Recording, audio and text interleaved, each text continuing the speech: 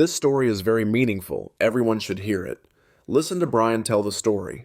My name is Emily, a 26-year-old English Lit graduate who once thought family was everything, until it wasn't. I used to be the quiet one, the dreamer with a pen in her hand and a head full of stories, overshadowed by my perfect sister Bella, and hemmed in by my parents' sky-high expectations. I grew up in a pristine white house with a picket fence in a sleepy American suburb, where appearances mattered more than truth. My dad, Benjamin, 57, is a big shot at an insurance firm, all stern looks and polished suits. My mom, Olivia, 56, is a biology professor, the kind of woman who could lecture about cells and still bake cookies for the neighbors.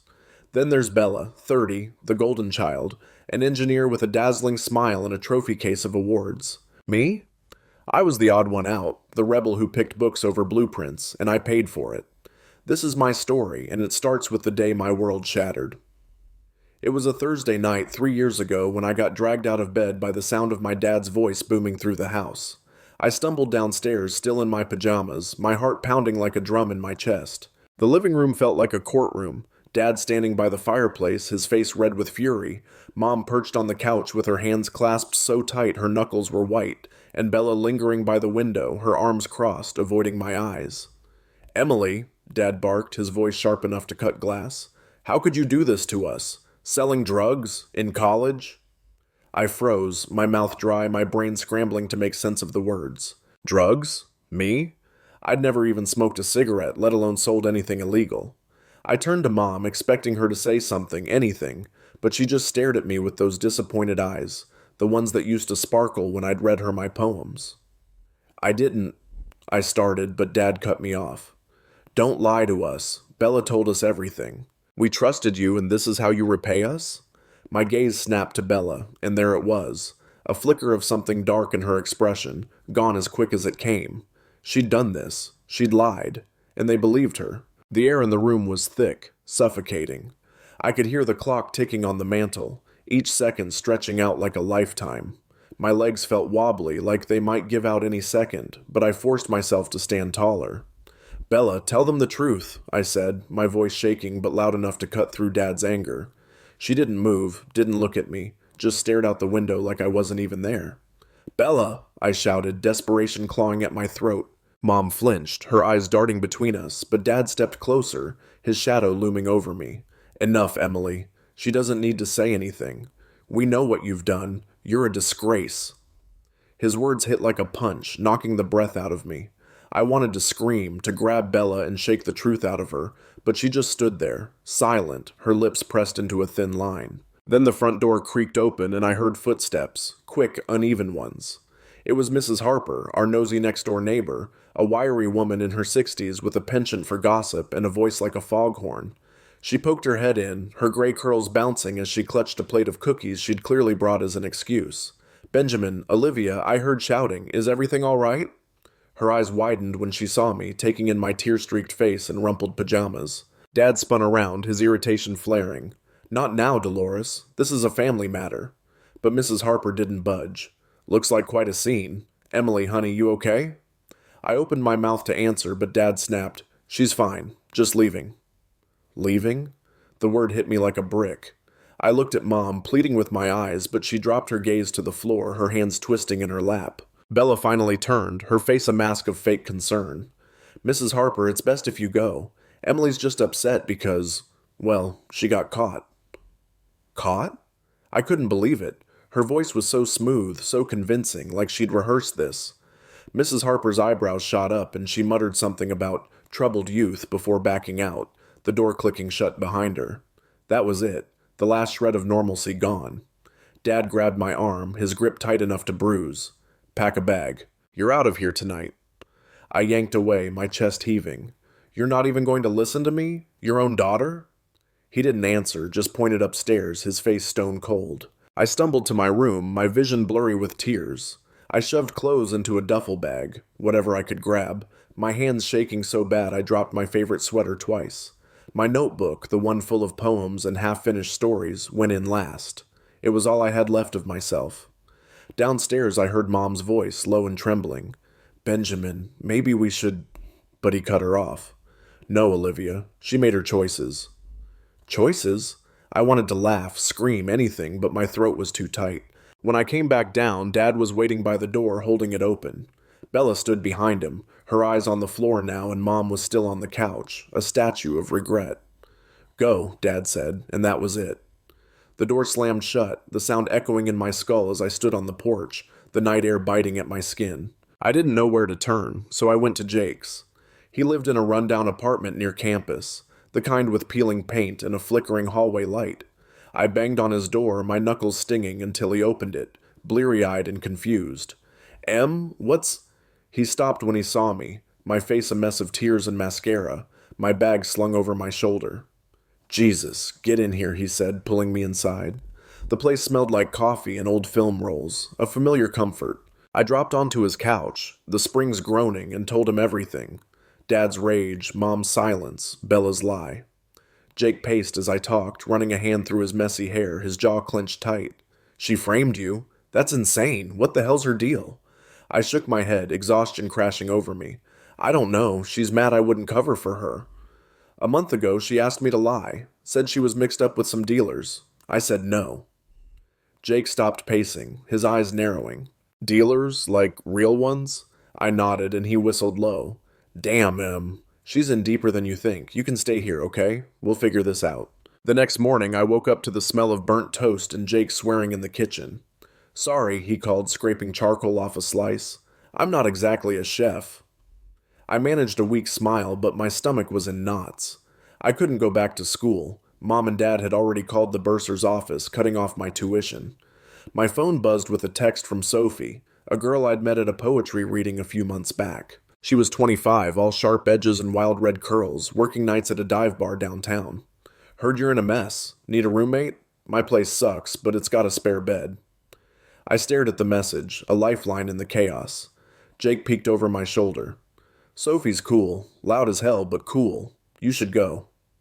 I nodded, grateful for any escape from the wreckage of my life. Sophie's apartment was a shoebox above a laundromat, the walls thin enough to hear the dryers rumbling below. She greeted me with a grin and a beer, shoving a key into my hand. Welcome to the palace, princess. Rent's cheap, and I don't care if you cry all night, just don't touch my whiskey. I laughed despite myself, the sound rusty in my throat. She plopped onto a sagging couch, kicking her boots up. So your sister's a psycho, huh? What's her endgame? I shrugged, sinking beside her. Punishing me, I guess. She's always been the star. Maybe she couldn't stand me saying no to her. Sophie snorted. Sounds like a spoiled brat with a god complex. You're better off without him. Days turned into weeks, and I threw myself into survival mode. I got a job at a diner, the greasy spoon kind where the coffee's bitter and the tips are worse. My hands ached from carrying trays, my feet blistered from cheap sneakers, but it kept me going. Every night I'd collapse onto Sophie's spare mattress, staring at the ceiling, replaying that Thursday over and over. Why hadn't Mom fought for me? Why had Dad been so quick to judge? And Bella. God, Bella. I kept seeing that flicker in her eyes, the hint of something cruel she'd buried under her perfect facade. One night, about a month in, I was wiping down tables when a guy walked in. Tall, scruffy, with a leather jacket and a scar above his eyebrow. He slid into a booth, his eyes scanning the room before landing on me. You Emily? He asked, his voice low and rough. I tensed, gripping the rag tighter. Who's asking? He smirked, leaning back. Name's Vince, friend of your sister's. She owes me some cash, thought you might know where she's at. My pulse spiked. I haven't seen her in weeks. We're not exactly on speaking terms. Vince's smirk faded, his gaze hardening. Funny, 'cause she said you'd cover for her. Said you're tight like that. I laughed, sharp and bitter. She lied. She's good at that. Try her fancy office downtown. She's the engineer, not me. He studied me for a long moment, then slid a crumpled napkin across the table with a number scrawled on it. If she shows up, call me. She's in deep, kid. He left a $5 bill and walked out, leaving me staring at the napkin, my heart racing. I told Sophie about Vince that night, pacing the tiny living room while she sprawled on the couch, a beer in hand. Holy crap, Em. Your sister's got actual thugs after her?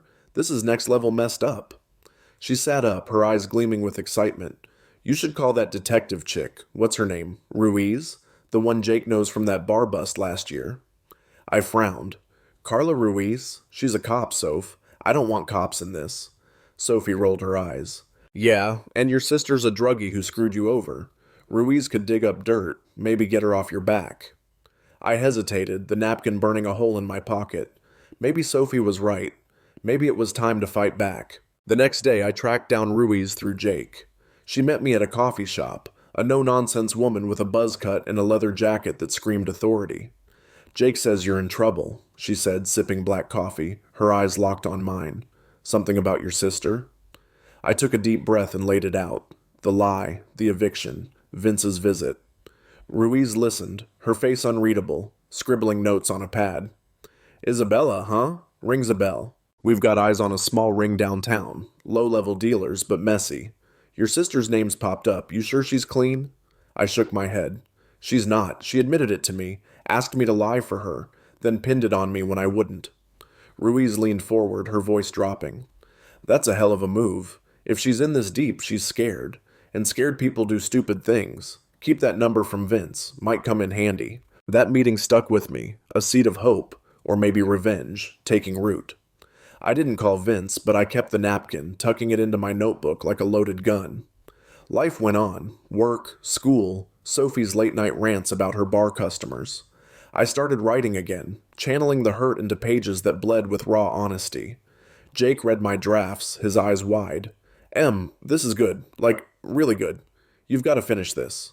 I smiled, the first real one in months. Maybe I could rebuild. Maybe I didn't need them. But the past wasn't done with me yet. 6 months later, I was at the diner pouring coffee for a trucker when my phone buzzed. A text from Dad. Your mother's sick. She wants to see you. Then one from Bella. I'm sorry. Let's fix this. My hand shook, coffee splashing onto the counter. Fix this? After everything? I didn't know if I could face them, or if I even wanted to. The diner was quiet when those texts came in, just the hum of the fluorescent lights and the clink of a spoon against a mug from the trucker in the corner. My phone sat on the counter, Dad's words, your mother's sick, she wants to see you. And Bella's, I'm sorry, let's fix this. Staring up at me like a dare. Coffee dripped from the pot in my hand, pooling on the scratched linoleum, and I didn't even notice until the trucker grumbled, Hey kid, you gonna clean that up? I snapped out of it, grabbing a rag with trembling fingers, my mind a tornado of anger and dread. Mom sick? Bella sorry? It felt like a trap, a cruel joke after everything they'd done. I wiped the spill, my movements jerky, and shoved the phone into my apron pocket, trying to push the words out of my head. But they stuck, sharp and heavy, cutting into every thought. That night, I got back to Sophie's place late, the laundromat downstairs rumbling like always. She was sprawled on the couch, flipping through a magazine, her red curls spilling over the armrest. You look like crap, she said without looking up, her voice blunt but warm. I dropped my bag by the door, kicking off my sneakers, and sank beside her.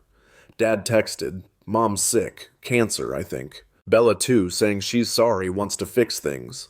Sophie's head snapped up, her green eyes narrowing. Sorry? That chick's got some nerve. And your mom. Damn, Em, that's rough. You okay? I shrugged, my throat tight. I don't know. I hate them, Soph, but it's Mom. What if she's dying? Sophie tossed the magazine aside, sitting up straight.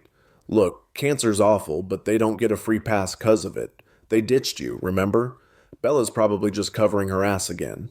I nodded, but my chest ached. A tangle of guilt and rage I couldn't unravel. I didn't sleep much, just lay there listening to the dryers thump below, picturing Mom's face, her soft smile, the way she'd hum while cooking. Then I'd see her that night, silent on the couch, letting Dad throw me out. And Bella, God, Bella. I wanted to believe her sorry, but it rang hollow, like a line from a bad script. The next morning I called Jake, needing his steady voice. He picked up on the second ring, sounding half asleep. Em, it's like 7. What's up? I paced the tiny kitchen, clutching the phone. Mom's sick. Dad and Bella texted me. I don't know what to do. He went quiet for a second, then sighed. Shit, that's heavy. You don't have to do anything, you know. They screwed you over. They don't get to guilt trip you now. I stopped pacing, leaning against the counter. But what if I regret it? What if she dies and I didn't... My voice cracked and Jake cut in, firm but gentle. Em, you're not the bad guy here. If you go, it's 'cause you want to, not 'cause they deserve it. I'll come with you if you need me. I smiled a little, grateful. Thanks, Jake. I'll think about it. Work was a blur that day, my hands pouring coffee on autopilot while my brain churned.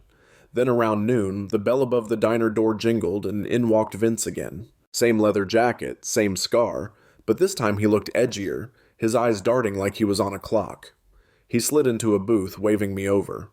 "Got any word on your sister?" he asked, skipping the small talk. I wiped my hands on my apron, my stomach twisting. "No, she texted me yesterday, some apology crap. That's it." Vince leaned forward, his voice low. "She's in trouble, Emily. Big trouble. Owes my boss more than she can pay. If she's reaching out, she's desperate. Watch yourself, she'll drag you down with her." I swallowed hard, the napkin with his number flashing in my mind. "I'm not her keeper," I said, sharper than I meant. He smirked, but it didn't reach his eyes. "Good, keep it that way. Call me if she shows up, she's running out of time." He tossed a 10 on the table and left, the door banging shut behind him. His words stuck with me, a cold weight settling in my gut. Bella desperate? It fit. Her text felt off, too sudden after years of silence. I told Sophie about Vince when I got home, and she slammed her beer down, eyes blazing. "See? I told you. She's a snake. You need to call Ruiz, Em. This is getting real." I hesitated, chewing my lip. What if it makes it worse? What if they come after me? Sophie grabbed my shoulders, her grip firm. "They won't. Ruiz'll handle it. You're not in this alone anymore. Me, Jake, we've got you. Don't let her win again." Her fire lit something in me and I nodded. "Okay, I'll call her tomorrow." I met Detective Ruiz at the same coffee shop, her leather jacket creaking as she sat down. She looked tired, dark circles under her eyes, but her gaze was sharp as ever. "Jake says you've got an update," she said, stirring her coffee. I took a deep breath, my hands clasped tight under the table. "Bella texted me, says she's sorry, wants to fix things. Mom's sick, Dad too, asking me to come home. Then this guy Vince, he's some dealer, showed up again, says she owes money, big money." Ruiz's pen paused over her notepad, her brow furrowing. "Vince, huh? Describe him." I did. The scar, the jacket, the rough edge, and she nodded slow. "Sounds like Vincent Caruso, lowlife runner for a guy named Marco. We've been after Marco's crew for months. Your sister's name keeps popping up. Witnesses say she's been moving product, small time but sloppy." My jaw dropped. "Moving product? She's an engineer. She's got a job, a life." Ruiz shrugged. "Thrill seekers, Emily. Seen it before. Good girl gone bad, chasing a rush. If she's texting you, she's either scared or setting you up. Maybe both." I sat back, my head spinning. Bella dealing drugs, not just dabbling, but deep in it. It made her lie about me uglier, more twisted. "What do I do?" I asked, my voice small. Ruiz tapped her pen on the table. "You've got options. Stay out of it. Let her sink. That's safest. Or play along. Get me something I can use. Marco's slippery. Bella might be my in. Your call, but I'll keep you covered either way." I stared at my coffee, the steam curling up, my reflection blurry in the dark liquid. "I need to think," I said finally, and she nodded. "Don't wait too long. People like Vince don't mess around." That night, I sat on the couch with Sophie, a pizza box between us, the TV buzzing with some dumb reality show neither of us cared about. "So you gonna play cop with Ruiz?" she asked, picking pineapple off her slice. I sighed, rubbing my temples.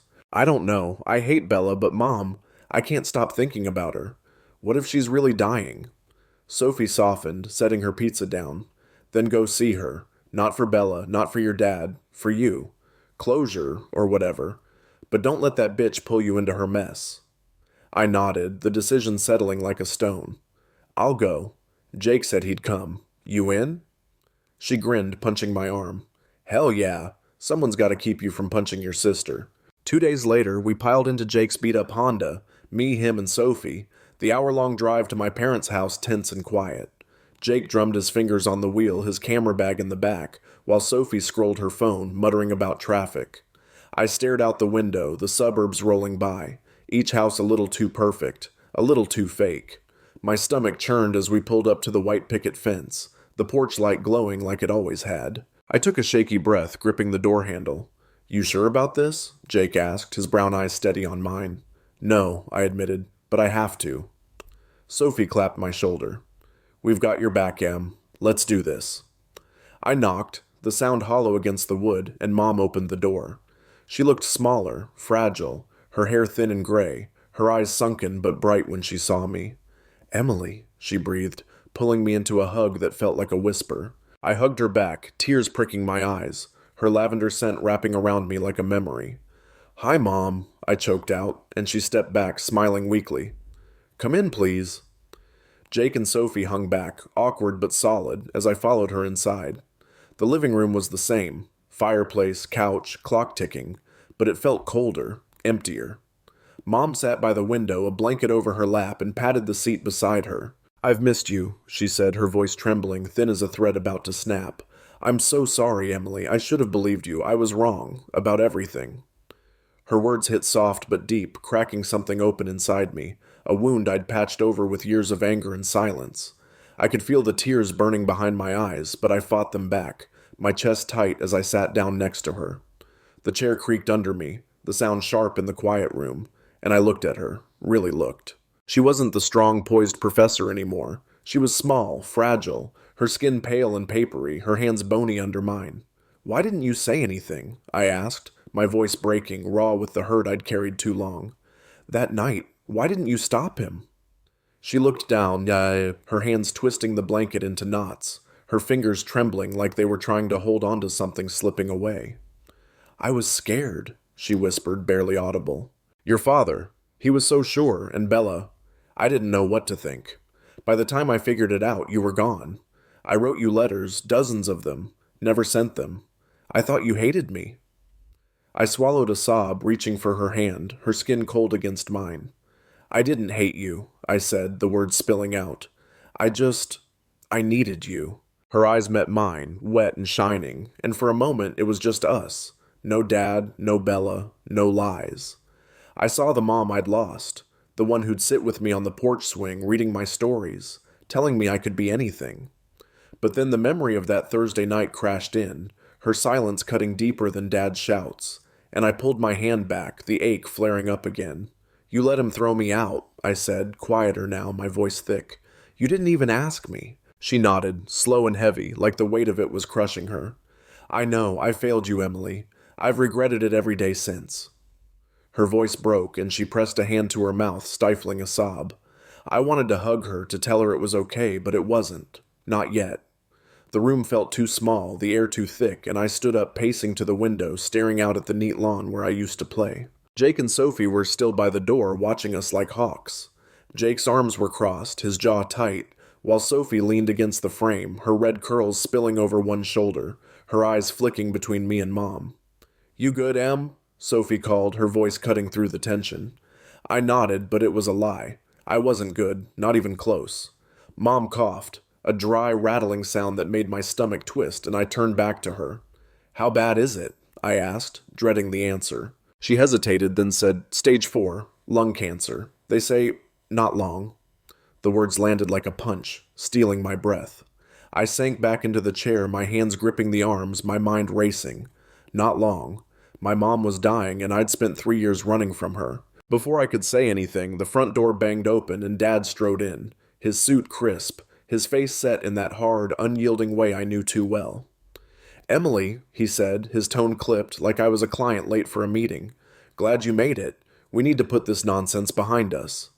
"Nonsense?" I stood up, my fists clenching, heat rising in my chest. "Nonsense? You threw me out, Dad. You believed Bella's lie without a shred of proof."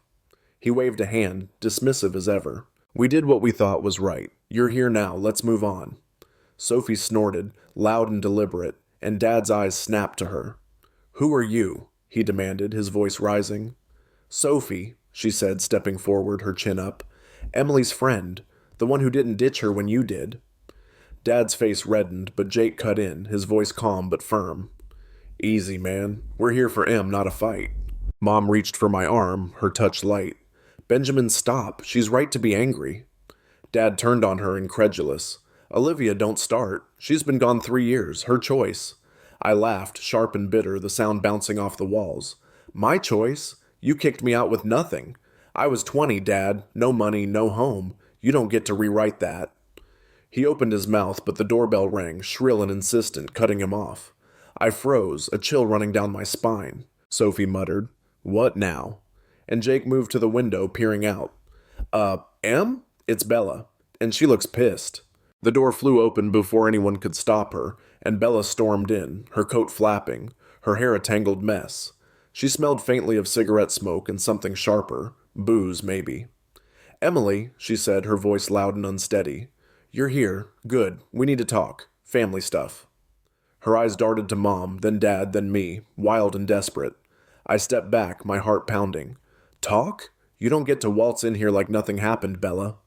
She flinched, but her jaw tightened. I said I'm sorry, okay? Mom's dying. We need to fix this. Fix this. The words were a slap, and I felt the old rage boiling up. You lied about me selling drugs, I snapped, my voice shaking. You got me thrown out, Bella. You don't fix that with a text. Dad crossed his arms, frowning. What's she talking about? Bella's face went pale, and she stammered, It was a mistake, Dad. I was scared, and... I cut her off, stepping closer. Scared? You were covering your own ass. You told me about the dealers, begged me to lie for you. When I wouldn't, you ruined me. Mom gasped, her hand flying to her chest, and Dad's eyes narrowed. Dealers? He barked. Isabella, what the hell is this? Bella backed up, her hands up like she could ward off the truth. It's not like that. Emily's exaggerating. She always does. But Mom shook her head, her voice weak but firm. No, Benjamin, I knew something was wrong. I just didn't want to see it. The room spun, the air crackling with tension, and then another voice cut through, a deep, gravelly one from the doorway. Well, this is a hell of a reunion. I turned, my stomach dropping. It was Vince, the dealer from the diner, his scar glinting under the porch light as he leaned against the frame, a cigarette dangling from his lips. Sophie cursed under her breath, and Jake moved toward me, protective. Who are you? Dad demanded, stepping forward. Vince smirked, flicking ash onto the floor. Name's Vince. Yours girl Isabella owes my boss a lot of cash. Thought I'd find her here, crying to Mommy. Bella whimpered, shrinking back, and I saw it. The fear in her eyes, real this time. Get out, Dad said, his voice low and dangerous. Vince chuckled, dark and cold. Not till I get what's mine. She's got till midnight to pay up, or Marco's coming himself. Trust me, you don't want that. He looked at me, his gaze piercing. You're smart, Emily. Stay out of it. Then he was gone, the door slamming behind him, leaving us in stunned silence. Mom started crying, soft and broken, and Dad rounded on Bella. Is this true? You're mixed up with criminals? Bella sank onto the couch, her hands shaking. I didn't mean to. It just happened. I needed money, and... I cut in, my voice steady despite the chaos. And you blamed me to save yourself. You're a coward, Bella. Jake grabbed my arm, whispering, We should go. This is bad, Em. But I couldn't move, rooted by the mess unfolding. Sophie glared at Bella, her fists clenched. You're trash, you know that? Emily's worth 10 of you. Dad rubbed his face, looking older than I'd ever seen him, and Mom reached for me again. Stay, Emily, she pleaded. Please, I don't have much time. I looked at her, torn between the love I still felt and the betrayal I couldn't shake, and nodded. Okay, Mom, for you. Then the doorbell rang again, and my heart sank. Jake peeked out, his face paling. Cops, he muttered, and the door opened to reveal Detective Ruiz, her badge gleaming, 2 officers at her back. Isabella, she said, her voice like iron, you're under arrest. Possession with intent to distribute. Hands where I can see 'em. Bella screamed, lunging for the back door, but an officer grabbed her, pinning her arms as she thrashed. Emily, help me, she yelled, her voice cracking. I shook my head, cold and calm. No, you did this. They cuffed her, dragging her out as she sobbed, and Ruiz turned to me, her eyes steady. You okay? I nodded, numb, watching Bella disappear into the night. Dad collapsed into a chair, his head in his hands, and Mom clung to me, her tears soaking my shirt. Sophie and Jake flanked me, silent but solid, and I knew, whatever came next, I wasn't alone anymore. They hauled Bella out into the night, her screams fading as the police cruiser's lights flashed red and blue against the house, painting the perfect white siding with something raw and ugly. I stood there, Mom's frail hand clutching mine, her sobs quiet but relentless, soaking through my sleeve. Dad was a statue in his chair, his head buried in his hands, shoulders slumped like the weight of everything had finally broken him. Sophie and Jake stayed close, their presence a steady anchor in the storm, while Detective Ruiz lingered by the door, her sharp eyes scanning the room like she was piecing together a puzzle. You sure you're okay? She asked again, her voice softer this time, almost human. I nodded, but it was a lie. My insides were a knot of relief, rage, and something hollow I couldn't name. Yeah, I said, my voice flat. Just get her out of here. Ruiz gave a curt nod, then followed her officers out, the door clicking shut with a finality that echoed in my bones. The silence that followed was deafening. Mom's breathing was shallow, ragged, each exhale a reminder of how little time we had left. I sank back into the chair beside her, my legs shaky, and she squeezed my hand tighter, like she was afraid I'd vanish again. I didn't know, she whispered, her voice cracking. I swear, Emily, I didn't know she'd gone that far. I looked at her, her sunken eyes pleading, and felt a pang, part pity, part love, part exhaustion. I believe you, I said, and I meant it, even if it didn't erase the years of hurt. She managed a weak smile, her lips trembling, and I brushed a strand of thin hair from her face, my fingers lingering on her cheek. It was the closest we'd been in forever, and it hurt how much I'd missed it. Dad lifted his head then, his face pale, his eyes red-rimmed but still hard. This is a damn mess, he muttered, his voice rough like he'd aged a decade in 10 minutes. Isabella, how did we miss this? I stared at him, the question igniting something hot in my chest. You missed it because you didn't look, I said, my tone sharp enough to cut. You were too busy believing her throwing me out. You didn't care about the truth. He flinched, his mouth opening to argue, but Sophie stepped forward, her boots thudding on the hardwood. She's right, old man, she said, her voice dripping with disdain. You screwed up big time. Own it. Dad's jaw tightened, his gaze flicking to her then back to me. I thought I was protecting this family, he said, quieter now, almost offensive. Protecting it? I laughed, cold and bitter. You destroyed it, Dad. You picked Bella over me without a second thought. Jake put a hand on my shoulder, his touch grounding me. Let's take a breather, he murmured, his brown eyes steady. I nodded, stepping back, my chest heaving. Mom reached out again, her voice desperate. Don't go, Emily. Please, I need you here. I looked at her, torn. I wanted to stay for her, but Dad's presence was suffocating, a reminder of every wound still bleeding. I'll stay a little longer, I said finally, but not for him. Dad's face darkened, but he didn't argue, just sank deeper into his chair, defeated. Sophie flopped onto the couch, kicking her legs up like she owned the place. So what now? Your sister's toast, your mom's a wreck, and this guy, she jerked her thumb at Dad, is clueless. You running this show, Em? I managed a small smile, her brashness cutting through the gloom. I don't know, Soph. I need to figure this out. Jake sat beside her, pulling his camera from his bag, fiddling with it like it was a lifeline. Whatever you decide, we're in, he said, glancing up at me. You're not doing this alone. Their words wrapped around me like armor, and I clung to them, needing something solid in the chaos. Then the phone rang, shrill and jarring, slicing through the tension. Dad didn't move, so I grabbed it from the side table, my heart thudding. Hello? I said, my voice wary. A man's voice came through, smooth and clipped, with an edge that made my skin crawl. Emily, right? This is Marco, your sister's boss. We need to talk. I froze, the name hitting like a brick. Vince had mentioned him, the big fish Ruiz was after. I don't know you, I said, gripping the receiver tight. And I don't want to. He chuckled, low and dark. Oh, you're in this now, kid. Bella's out of moves, and she's pointing fingers. Says you've got something of hers. Money, maybe. I don't care. I just want it back. Check her room. You've got till tomorrow night. The line went dead, and I stood there, the phone shaking in my hand, my breath shallow. Who was that? Sophie asked, sitting up, her eyes wide. I set the phone down, my mind racing. Marco, some dealer, says Bella told him I have something. Money she owes him. He's giving me a day to find it. Dad's head snapped up, his face ashen. What the hell did she drag us into, he muttered, but I ignored him, turning to Jake and Sophie. Her room, upstairs, we need to look. Jake nodded, already on his feet, while Sophie cracked her knuckles, grinning. Let's tear it apart. If she's hiding cash, we'll find it. We climbed the stairs, my pulse pounding, the familiar creak of the steps pulling me back to a life I'd left behind.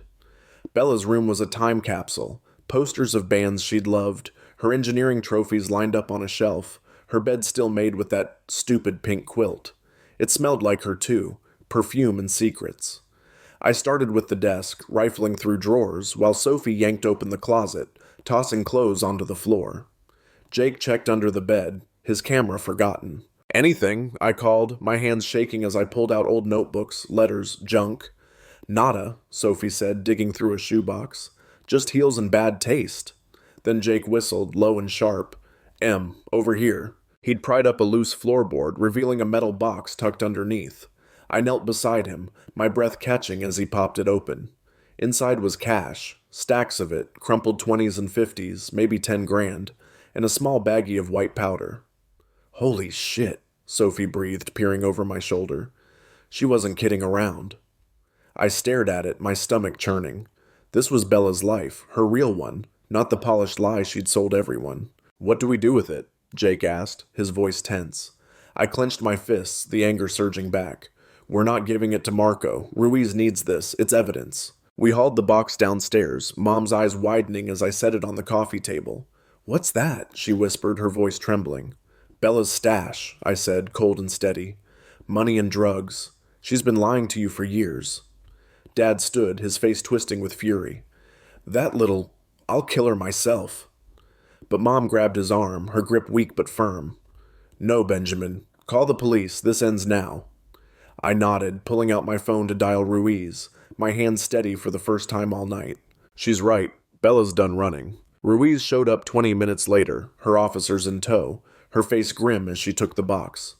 This'll nail her, she said, glancing at me. Marco, too, if we're lucky. You did good, Emily. I shrugged, exhausted. Just cleaning up her mess.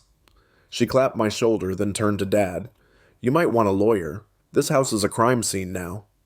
He blanched, but I didn't care. Let him deal with it. Mom pulled me aside as they bagged the evidence, her eyes wet.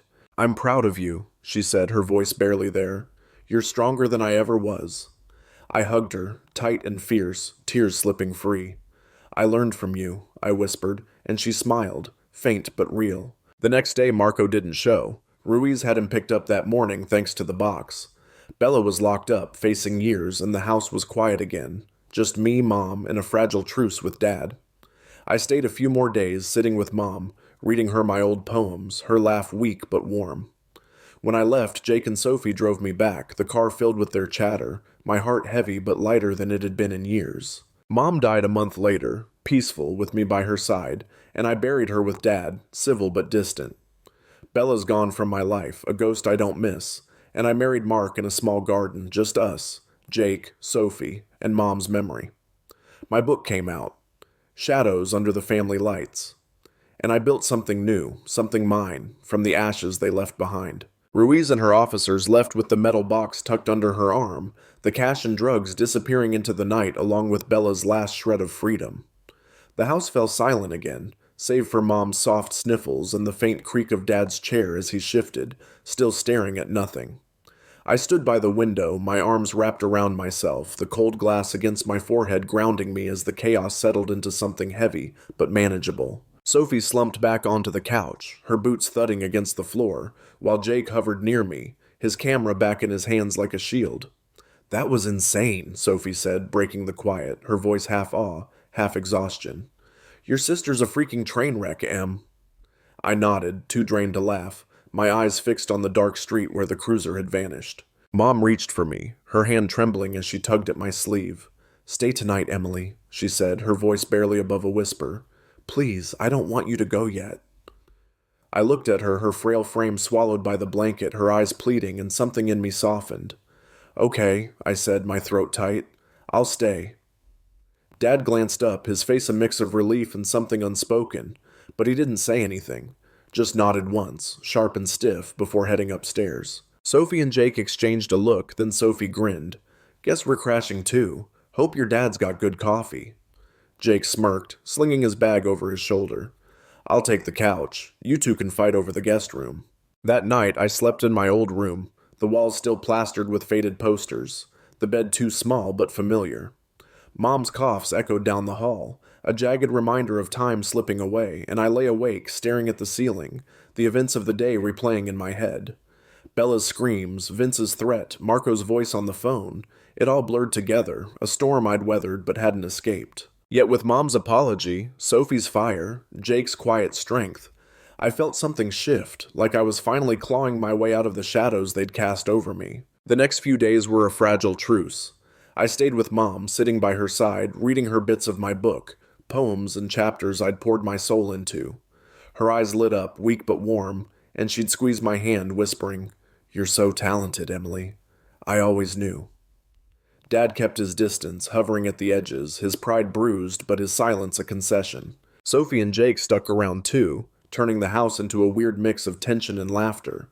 Sophie raiding the fridge, Jake snapping photos of the backyard like it was some art project.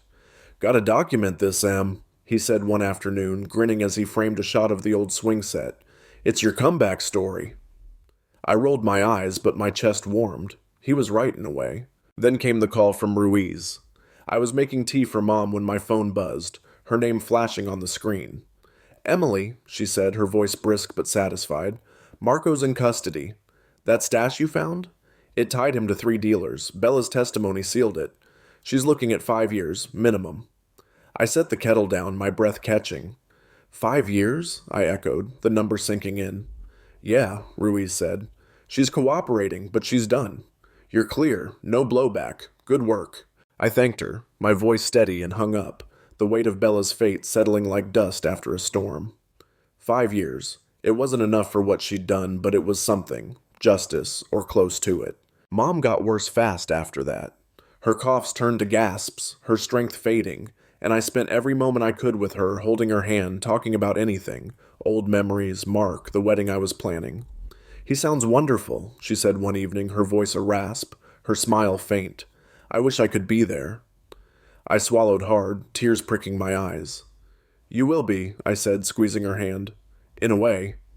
She nodded, her eyes closing, and I knew we were running out of time. She died a week later, quiet and peaceful, her hand in mine as the sun dipped below the horizon. I sat there after, numb, the room too still, her lavender scent lingering like a ghost. Dad was there too, his face crumpled, tears silent but real. He'd loved her in his flawed, stubborn way. We buried her in a small cemetery, just family and a few friends, the air crisp with fall. Bella wasn't there, locked up out of reach, and I didn't miss her. Dad and I stood by the grave, not close but not fighting, a fragile peace born from loss. "I was wrong," he said suddenly, his voice rough, staring at the headstone. "About you, I'm sorry." I looked at him, the words late but heavy, and nodded.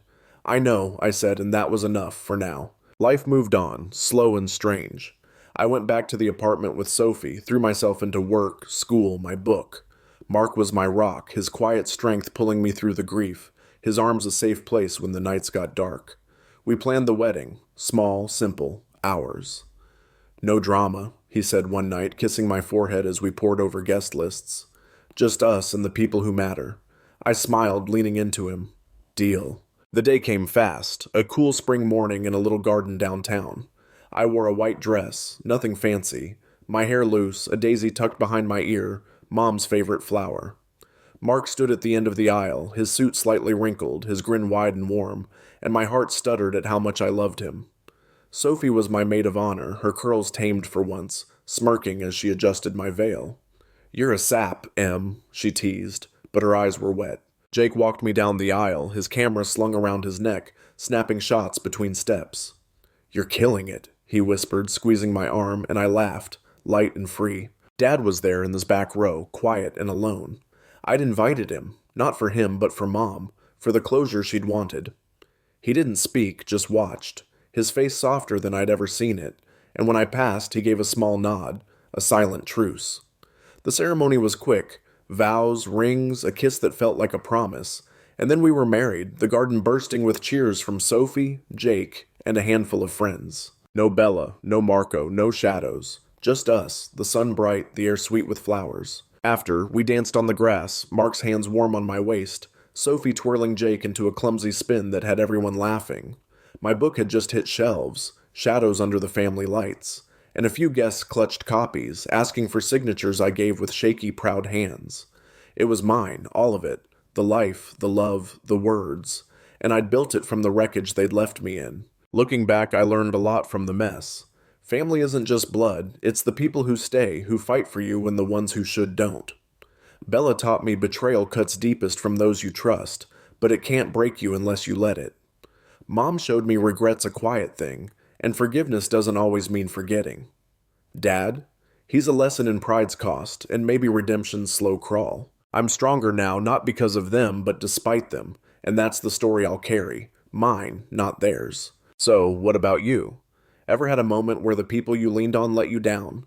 Or found your real family in the ones you chose? Drop your thoughts. I'd love to hear them. This journey's been wild, and sharing it's what keeps it real.